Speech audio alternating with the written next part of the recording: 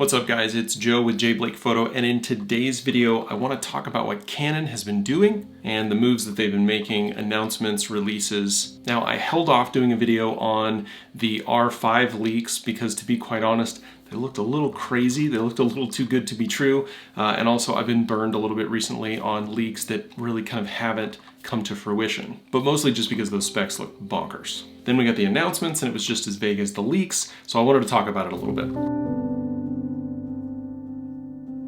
Just a reminder, if you like videos like this, go ahead and hit that that thumbs up button. That helps my channel with the YouTube algorithm, helps me out, helps out my content. And of course, if you're not subscribed, go ahead and hit that subscribe button right down there and hit the bell so that you know when I put out new videos. Speaking of which, I just posted my first video from some of the stuff that I got when I was in Maui, so go ahead and check that out.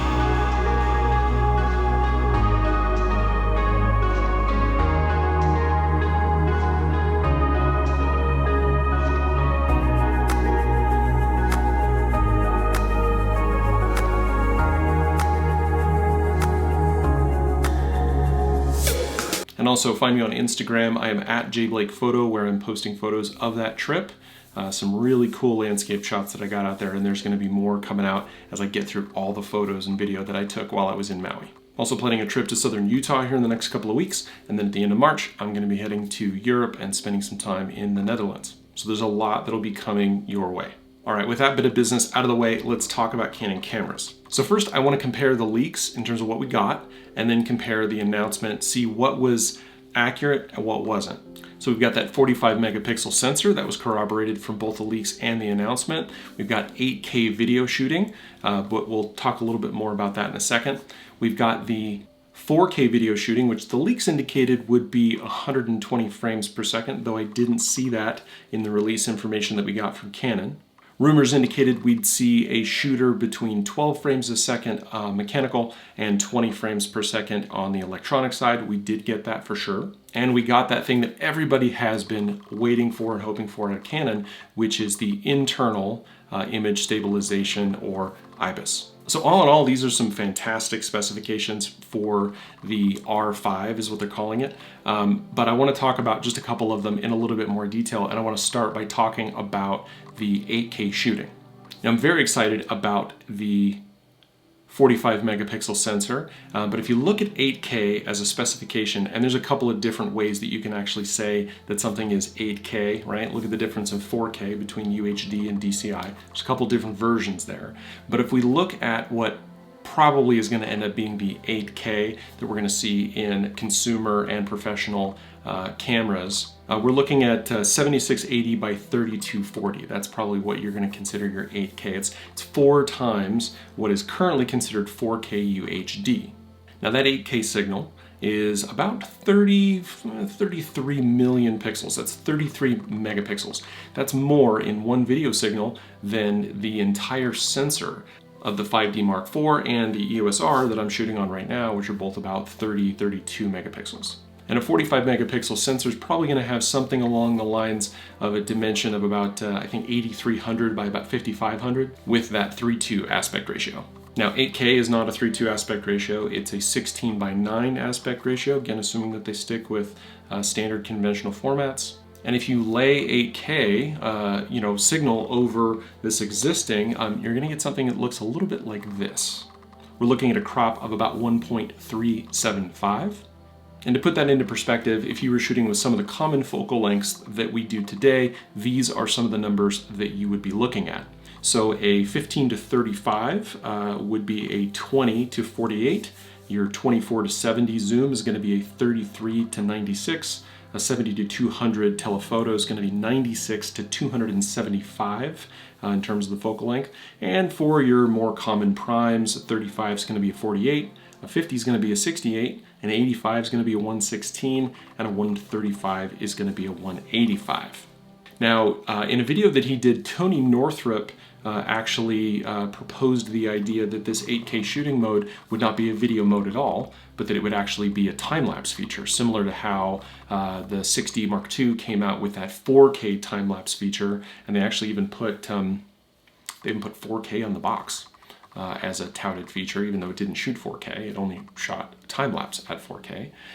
They got a lot of crap for that, and I think that if they were to do that again, especially considering how far in the announcement they've pushed the 8K shooting, if that's just going to be a time-lapse feature, I think they're going to get in a lot of trouble. I think they'd get a lot of negative press on that, and I think they'd get roasted by the community and the internet in general if that was something that they ended up doing. So back to the crop, if we are shooting with a 1.375 crop, if you put that into perspective, I'm shooting on a 1.7 crop with this camera when I'm shooting in 4K, and it does have its limitations. There are some things that I don't like about it, but overall, I know when I can use it, I know when it's not going to work.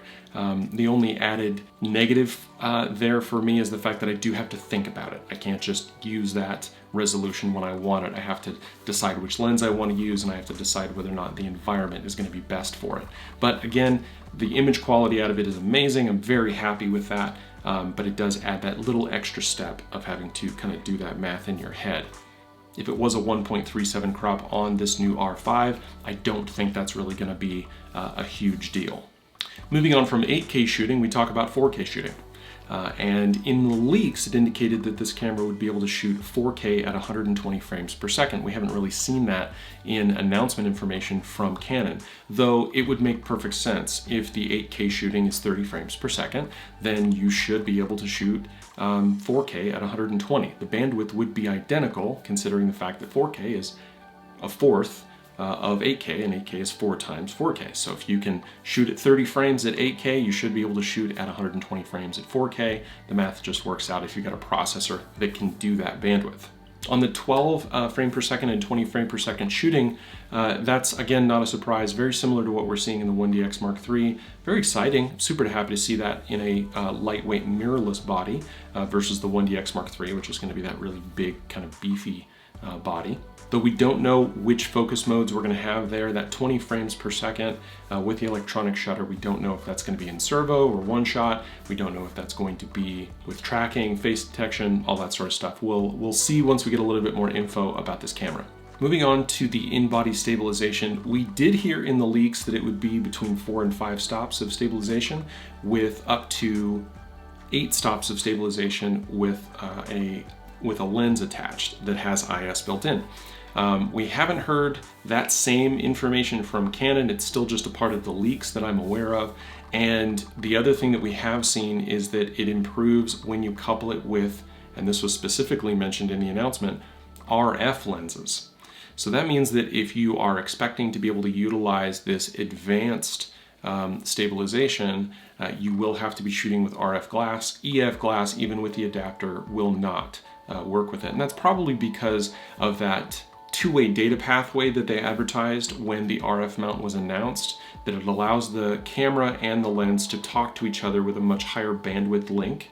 And I'm going to guess that that is how they are managing to coordinate the stabilization between the camera and the lens, and that without that in the EF lenses or through the adapter, that's not just going to work.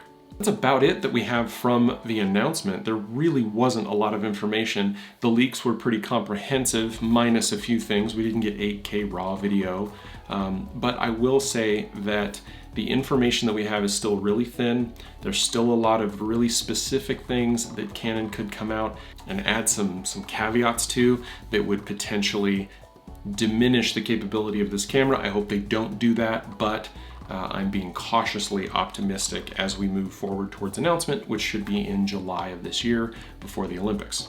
Now moving on to the rumor of the Canon EOS R6. This looks like a camera more for your prosumer consumer shooters. It's looking to have a 20 megapixel sensor. I wonder if that's going to be borrowed from the 1DX Mark III with the same 12 to 20 frame per second shooting, 4K shooting at 60 frames a second. Maybe we'll get 1080p at 120 or 240 frames a second in that unit, and that the body is going to be very similar to the EOS RP. Moving on to the who the heck knows realm of rumors.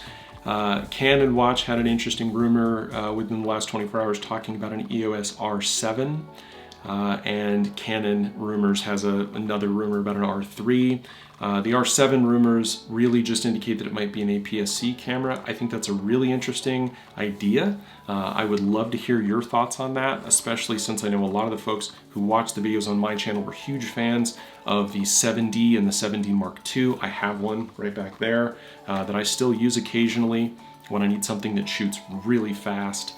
Those are great cameras, and I would love to see a mirrorless high-speed shooter with, maybe not all the video bells and whistles, but having super high speed, super high quality autofocus in an APS-C sensor in an R style mirrorless body. I think that would be really great. Couple that with some of the new RF glass with in-body stabilization, and I think you really have yourselves an amazing potential camera. This is all just guesswork. We have no information about this camera. This is literally just me making it up as I go along, so take that with lots and lots of salt. But if that is the direction that they're going, that would be very exciting. So that's it. What do you think about the specs that were released on the R5 versus what we saw in the leaks? What do you think we're going to see get changed between now and July when we actually get the release? Do you think this R6 camera is real? And what would you want to see in an APS-C version of a mirrorless camera akin to the sport shooters that we've seen in the 7D line in the past from Canon DSLRs? Also, don't forget to check me out on Instagram at jblake.photo. And again, if you like videos like this, go ahead and hit the like button. Go ahead and hit subscribe if you haven't already. And I will see you in the next video. Thanks.